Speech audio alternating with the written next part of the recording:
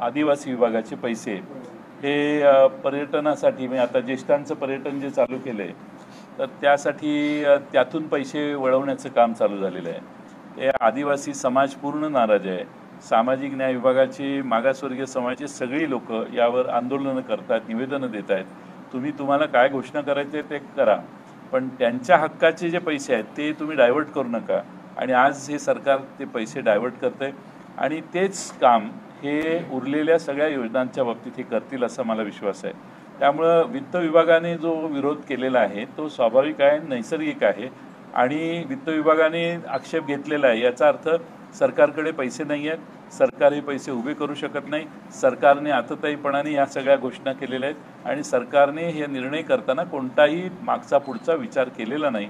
सवंग लोकप्रियता आणि मतं मिळवण्यासाठीच हे काम आहे। हे आता आमच्या लाडक्या बहिणींना सगळ्या कळायला लागलेलं आहे।